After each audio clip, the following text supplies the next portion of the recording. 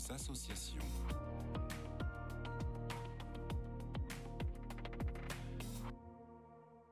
Bonjour à tous, bienvenue dans La Parole aux associations. Aujourd'hui, je suis avec Agathe Rodriguez. Bonjour Agathe. Bonjour Agnès. Alors Agathe, vous êtes chargée des réseaux sociaux pour la Société de Saint-Vincent-de-Paul et aujourd'hui, vous allez nous parler d'un lieu solidaire mais méconnu, caché en plein cœur de Paris.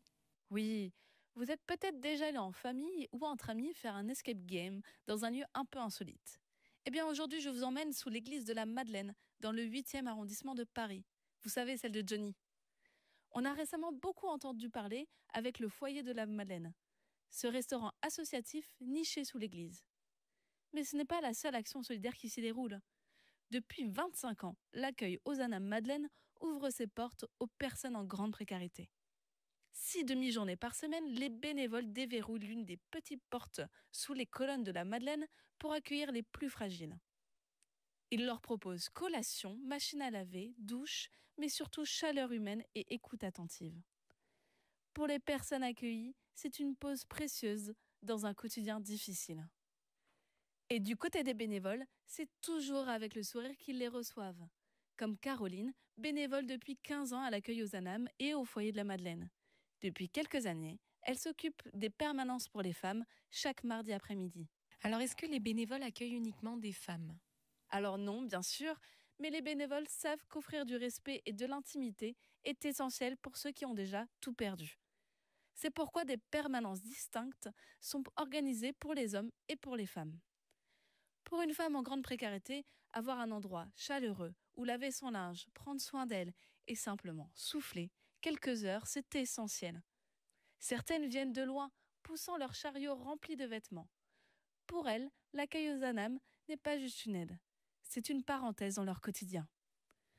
D'autres ne viennent pas pour le linge ou les douches.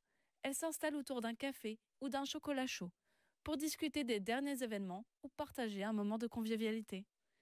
Des ateliers voient aussi le jour, portés par les bénévoles ou les personnes accueillies elles-mêmes. Peinture, crochet, couture. Des moments pour apprendre, s'exprimer et créer du lien. En fin de compte, l'accueil aux Anames Madeleine, ce n'est pas un escape game, mais c'est un vrai moment d'évasion pour toutes ces femmes. Et alors Agathe, est-ce qu'il existe d'autres lieux comme celui-ci ?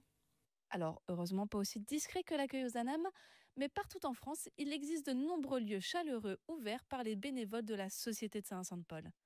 Devons-nous encore présenter les cafés sourires ? Bien sûr que non, nos chers auditeurs connaissent déjà ces tiers-lieux, gratuits, où tout le monde peut venir partager un café et créer du lien. On en trouve maintenant une 40aine sur le territoire français.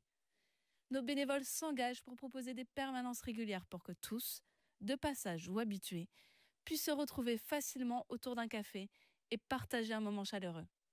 Alors si vous passez devant l'un d'eux, n'hésitez pas à pousser la porte. Tout le monde est le bienvenu. Merci Agathe pour ce partage autour de l'accueil aux Anames Madeleine à Paris. Et je rappelle qu'on peut retrouver plus d'informations sur le site internet ssvp.fr. Je vous souhaite une très belle journée et je vous dis à bientôt.